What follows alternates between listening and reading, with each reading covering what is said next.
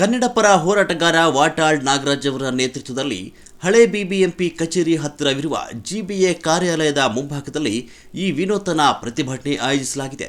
ದಬ್ಬಾಳಿಕೆ ವಿರುದ್ಧ ನಿರಂತರ ಹೋರಾಟ. ಹೊಟ್ಟೆ ಬಟ್ಟೆಗಾಗಿ ರಸ್ತೆ ಬದಿ ಹಾಗೂ ಫುಟ್ಪಾತ್ಗಳಲ್ಲಿ ವ್ಯಾಪಾರ ಮಾಡುತ್ತಿರುವ ಬಡವರು, ದಿನ ದಲಿತರು, ದಿನಗೂಲಿಯವರು ಮತ್ತು ಸಣ್ಣ ವ್ಯಾಪಾರಿಗಳ ಮೇಲೆ ಜಿಬಿಎ ಅಧಿಕಾರಿಗಳು ಜೆಸಿಬಿಯಿಂದ ದಾಳಿ ನಡೆಸಿ ಸಣ್ಣ ಪುಟ್ಟ ಅಂಗಡಿಗಳನ್ನು ಒಡೆದು ತೆರವುಗೊಳಿಸ್ತಾ ಇರುವುದು ಕಣ್ಣೀರಿನ ಕಥೆಯಾಗಿದೆ. ಪಾದಚಾರಿ ಮಾರ್ಗದ ವ್ಯಾಪಾರಿಗಳಿಗೆ ಯಾವುದೇ ಮುನ್ಸೂಚನೆ ನೀಡದೆ, ಮನವರಿಕೆ ಮಾಡಿಕೊಡದೆ ಏಕಾಏಕಿ ಜೆಸಿಬಿ ತಂದು ಒಡೆದು ಹಾಕುವುದು ಅಕ್ಷಮ್ಯ ಅಪರಾಧ ಅಂತ ವಾಟಾಳ್ ನಾಗರಾಜ್ ಆಕ್ರೋಶ ವ್ಯಕ್ತಪಡಿಸಿದ್ದಾರೆ. ಸುಮಾರು 8 ದಿನದಿಂದ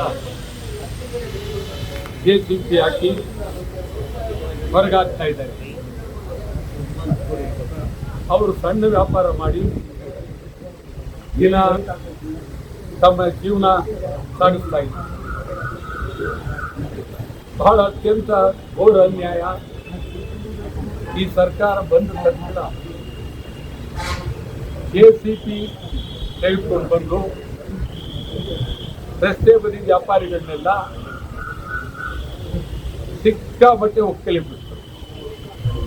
ಇದು ಹಿಟ್ಲರ್ ಪ್ರಭುತ್ವನೂ ಅಲ್ಲ, ಸ್ಟಾಲಿನ್ ಪ್ರಭುತ್ವ ಅಲ್ಲ. ಆದರೆ ಇವ್ರು ಮಾಡ್ತಾ ಇರ್ತಕ್ಕಂಥ ಜೆಸಿಬಿ ಕಾರ್ಯಾಚರಣೆ ಸರ್ವಾಧಿಕಾರ. ಇದು ಹಿಟ್ಲರ್ ಪ್ರಭುತ್ವ, ಸರ್ವಾಧಿಕಾರ, ಸ್ಟಾಲಿನ್ ಪ್ರಭುತ್ವ.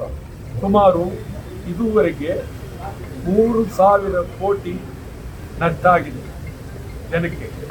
ಅಲ್ಲಿನ ಪಾದಚಾರಿಗಳ ರಸ್ತೆಯಲ್ಲಿ ಅಂಗಡಿಯವರಿಗೆ 3,000 ಕೋಟಿ ಇದನ್ನು ಬಿಡುಗಡೆ ಮಾಡಬೇಕು, ಅವರಿಗೆಲ್ಲ ಹಂಚಬೇಕು. ಈಗ ನೀವು ವಿಧಾನಸೌಧದಲ್ಲಿ ಅವ್ರ ಮೀಟಿಂಗ್ ಕರೆದ್ರೆ ಏನು ಪ್ರಯೋಜನ? ನೀವು ಮೊದಲೇ ಮೀಟಿಂಗ್ ಕರೆದು ಏನು ಮಾಡಬೇಕು ಅಂತೇಳಿ ಜೊತೆಯಲ್ಲಿ ಮಾತುಕತೆ ಆಡಿ ಯಾರಿಗೂ ತೊಂದರೆ ಆಗೋ ರೀತಿ ನೀವು ನೋಡ್ಬೇಕಾಗಿದೆ. ನಾವೇನು ನಡ್ಕೊಂಡು ಹೋಗೋರ್ನೆಲ್ಲ ತಳ್ಳಕ್ಕಾಗತ್ತಾ? ಇಲ್ಲ, ನಡ್ಕೊಂಡು ಹೋಗ್ಬೇಕು ಬಹಳ ಗಂಭೀರವಾಗಿ. ವಿಲೇಜಲ್ಲಿ ವ್ಯಾಪಾರನೂ ಮಾಡಬೇಕು, ಸೇರ್ ವ್ಯಾಪಾರ ಮಾಡಬೇಕು, ನಮ್ಮ ವ್ಯಾಪಾರನೂ ಮಾಡ್ಬೇಕಲ್ಲ.